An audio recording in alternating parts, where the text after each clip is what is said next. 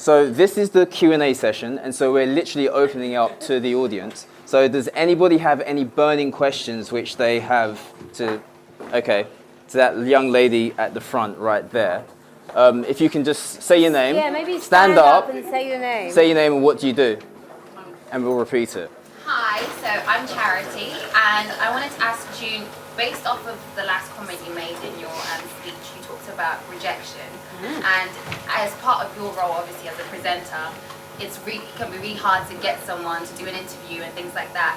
How do you manage rejection, and how do you keep going even though there's a no, or there's a maybe in a few months' time, or whatever? So how do you keep it moving? So just to repeat for the people who may not be able to hear that, it's about rejection and how do you cope and how do you keep going regardless? In terms of rejection, maybe I'll hold it and I'll hand it back to you. In terms of rejection, I mean, I get rejected all the time. And I think the lucky thing is to have enough yeses that can balance out the no's. So even let's say you get 10 no's, out of every sort of 10 answers, 8 are no, 2 are yes. But the 2 are good yeses. That then that's what keeps you going. I think no. You know, you got to have thick skin to handle that. You know, you got to be Donald Trump, you know, i.e. nuts, to not be affected, or Barack Obama, as we were saying earlier, in a good way. But that's good.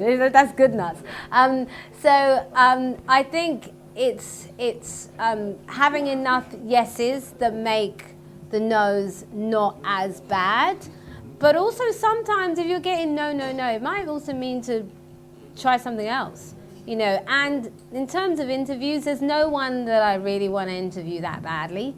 To, you know, like whatever, there'll be someone else, you know. There's always somebody else interesting to speak to. And there's a wonderful Will Smith quote, the good scholar that he is. And the quote is something like, don't chase people. Those that are meant to be in your life will find you. It's something, Google it. It's a really good quote. And it just means, yes, you know, of course, keep going.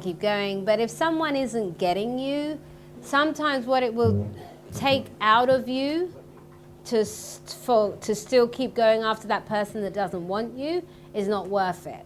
Like, sometimes go find the one who does.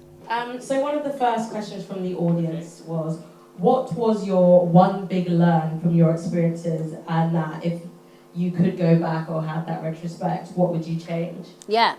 One of my big learns, I think there are lots of really fun moments that I've had in my career, and you know the career's still going on. So, but I think there were lots of really great things I never sort of took the time to really appreciate and sort of be like, wow, that was really cool, or wow. I was like, oh yeah, that's done. Okay, what's the next thing?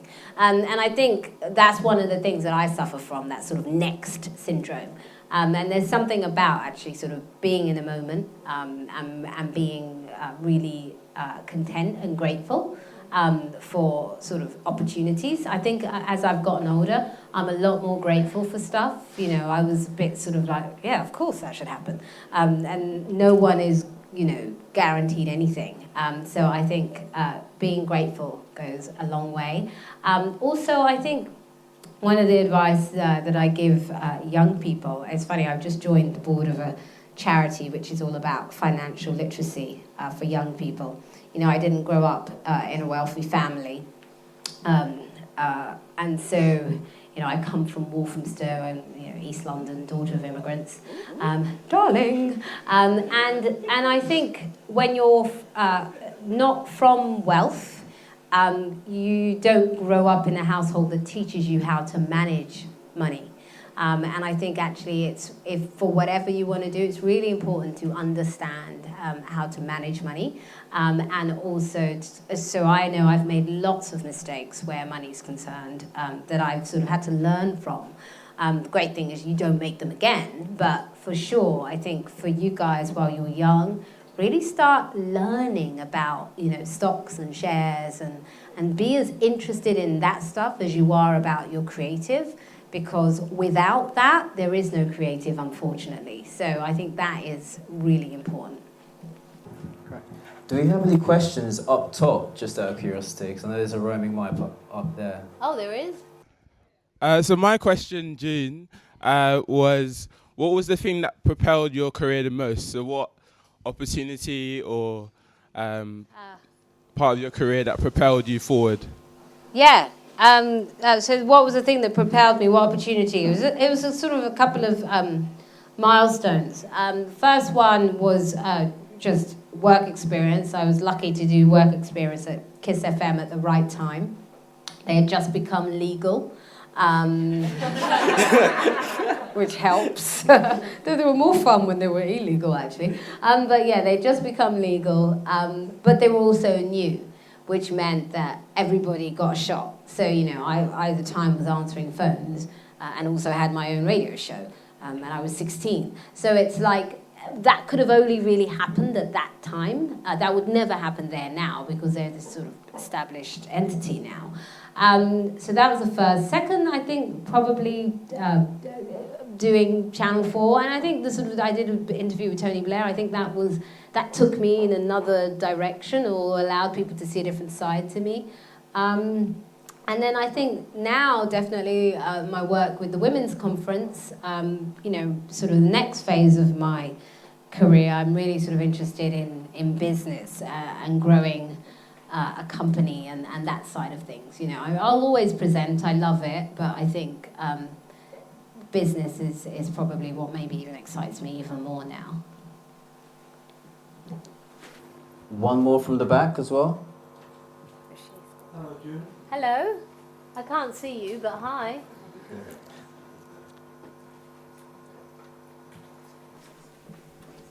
Hi. Hello, June. What's your mantra? Huh? Oh, my mantra. That's a nice question. I better make one up.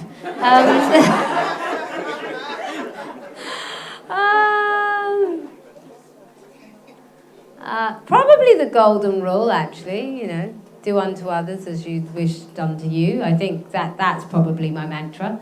I really do try. I don't always succeed at it, God no. But I really do try to think of everything that I do and the impact that has, because as you get older, you realise this more and more in the way that you don't in your sort of teens and 20s, because you just haven't been around enough to sort of see how life works.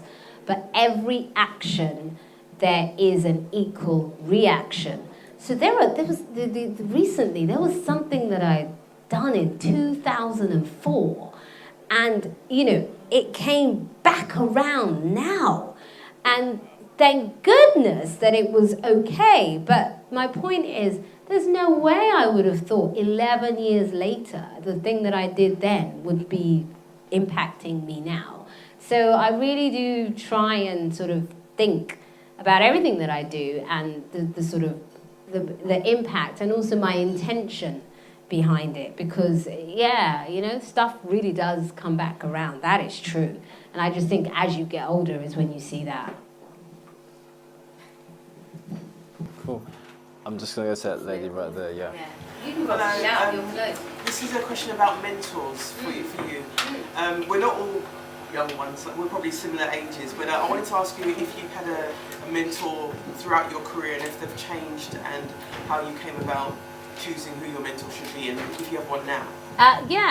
We were talking about this earlier, weren't we? I think a lot is made out of mentors, maybe more than there should be. I think what's more important than mentors are role models, and being around like-minded people. Because a lot of the time, we sort of think mentors, sort of people that you look up to, a lot of the time you meet them and they're a disappointment, actually, because they're just human beings, No, I don't like that person. So I think mentors are good, but what's much more important is role models, in that seeing somebody, because actually why I prefer role models, because usually the truth is a lot murkier and it's not that good. But when the person is a role model, you're able to make that story up for yourself. And so that actually can help your journey better than actually really knowing the person. You know, we see Michelle Obama and you think, oh my goodness, she's great. But, you know, you don't have to see her, she's having to pick up Barack socks or whatever. You know what I mean? We only see the nice stuff. And I think that's actually sometimes better. And then in terms of sort of for myself, you know, I've always sort of loved strong women. You know, I come from a family of strong women and women who have always had an opinion, and I used to sort of vocalizing that. So I tend to gravitate towards strong women, like men too, so, you know, guys don't feel excluded. In fact, like men probably more than I like women. So I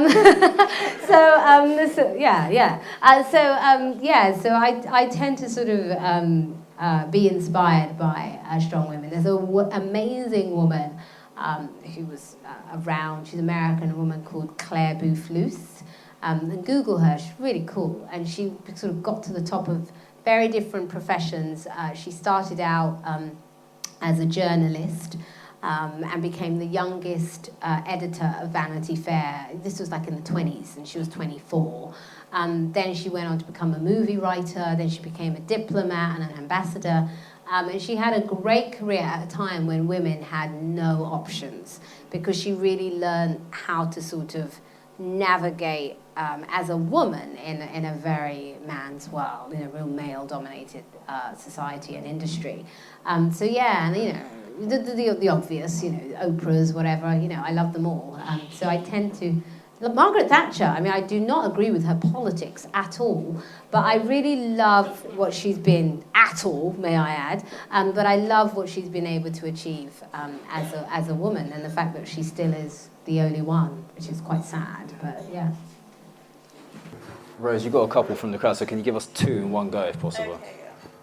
So one of the questions was, if America isn't the Holy Grail, as you mentioned, what opportunities are there in the UK?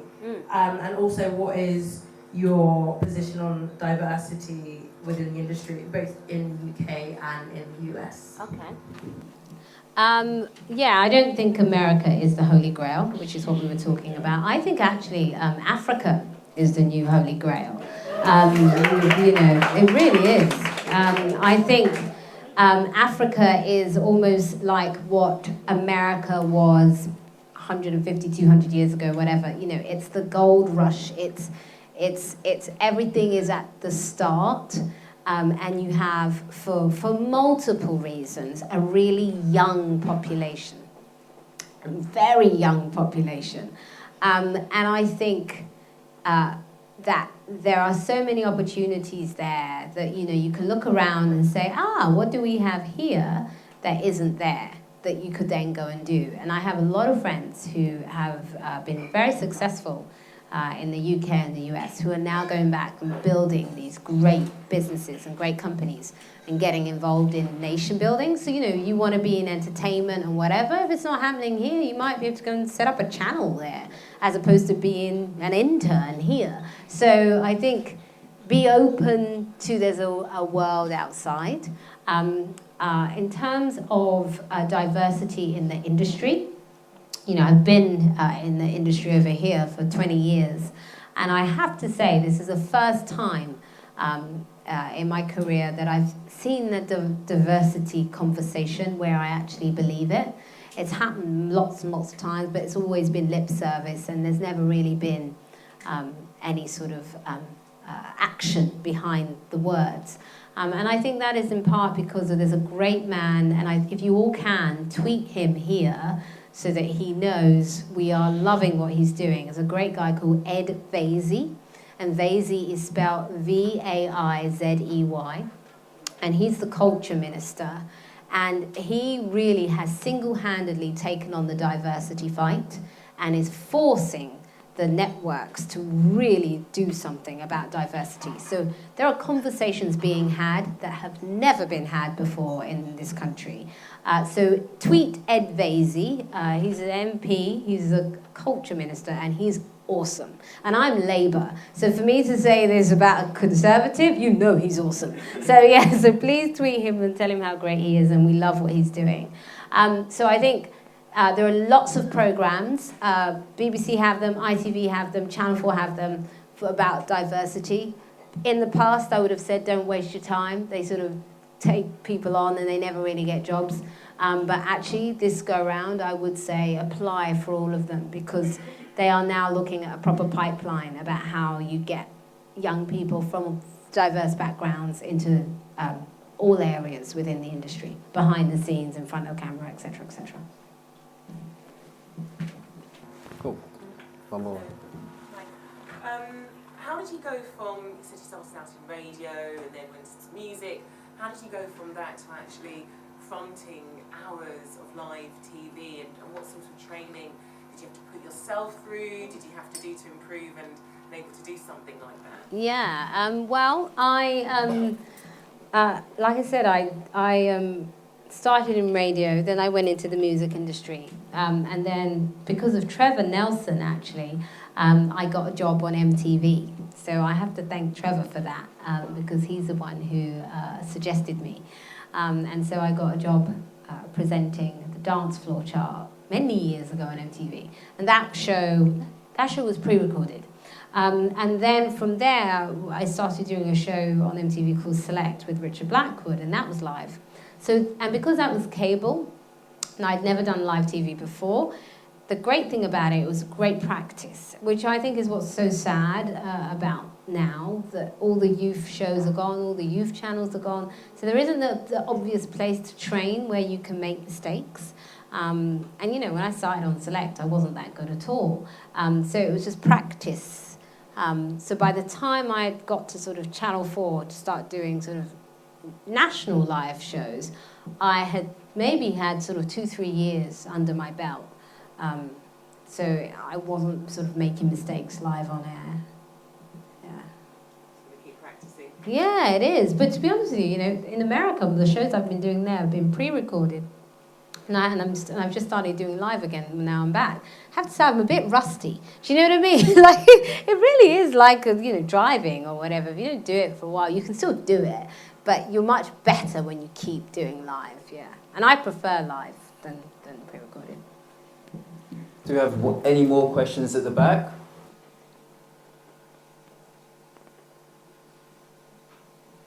One second, Dennis.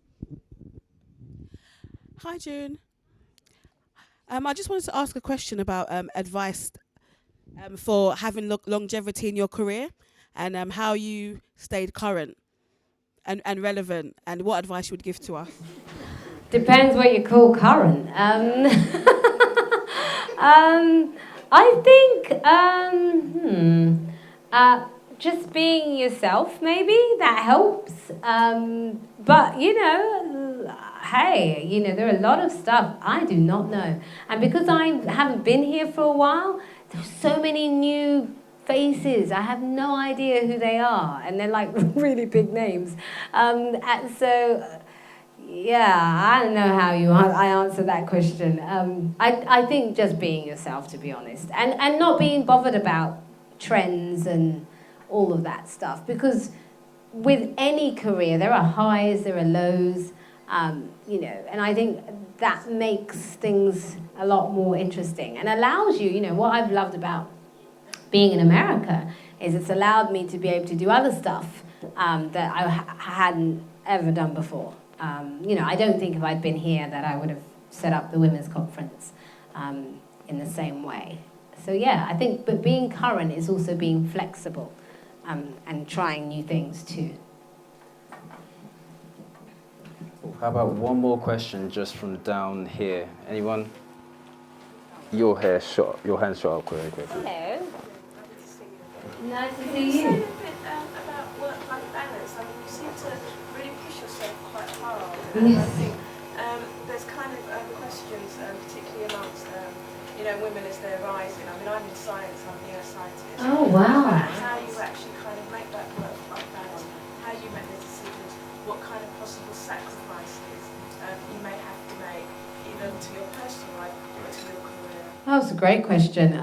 So Can you repeat the question? Oh, sorry. The question is about work-life balance and how you sort of choose between career, love, life, home, all of that, children, all that stuff. It's a great question. So a few years ago in America, there was a woman called Anne-Marie Slaughter. And if you get a chance, Google her. So she was a very powerful woman in politics and was one of the few women in the area of politics that she was in, and was very well known in America. And she got married quite late and had children quite late. I think she was maybe 40 when she had like her first kids. She's got 2 boys. And so her second son was 12, and she was riding high in her career, you know, this uber powerful woman. And he was having problems at school. And so she resigned. And it wasn't like she resigned to do nothing. She went to teach at Yale or Princeton, one of the two, you know, big Ivy League schools, went to teach. But in order to be able to spend more time at home. And it was this huge thing. And all the feminists were saying, how could she, blah, blah, blah. So as a result, she wrote this article in the Atlantic magazine called Can Women Still Have It All? And if you get a chance, Google this article. And it was huge. And I mean, it was shared millions and millions of times. And so we had her speak. At the time all this was happening, and luckily for us, we had already booked her for our conference. So it was great timing, but fabulous. And so we had her speak. And, you know, she said something that I actually am inclined to agree with.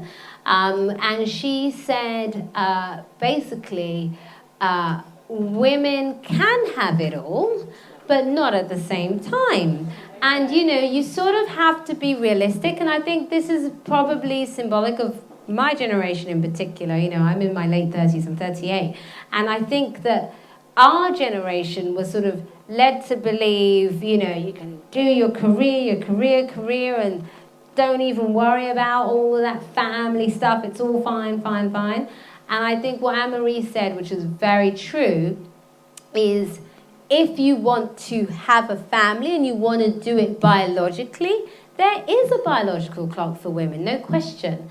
And so maybe what we kind of need to go back to is almost like the sort of career breaks that sort of a Hillary Clinton and a Madeleine Albright and those women had, or an Ariana Huffington, in that they got to a certain point in their careers, they had their children, maybe had some time out and then went back. And we need a better... Amen. Pardon? Amen, sister. Yeah, right?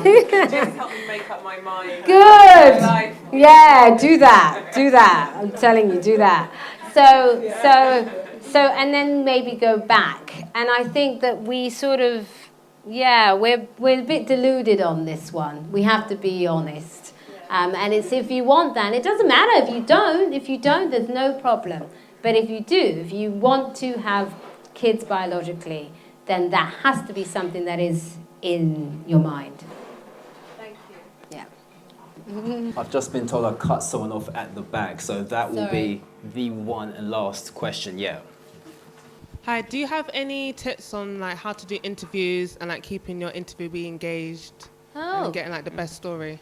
Okay, tips on how to do interviews and keeping your interviewee engaged. Well, I think first things first, you have to like people, which is what we were talking about. You know, a lot of people say, oh, I want to be in TV, and they actually don't like people. You can't do this. You can't do this job if you don't like people. You know, be a computer programmer. If you want to do a job like this, number one, like people. Number two, be genuinely interested in people, because I think people can tell if you're just going through the motions or if you actually are genuinely interested in their life or you know, whatever it is. And number three, I would say don't be intimidated. A lot of the time, when you're intimidated by someone and they can sense that fear, that's also what gets, especially celebrities, you know, sort of big pop stars and stuff, that's what gets them to act up.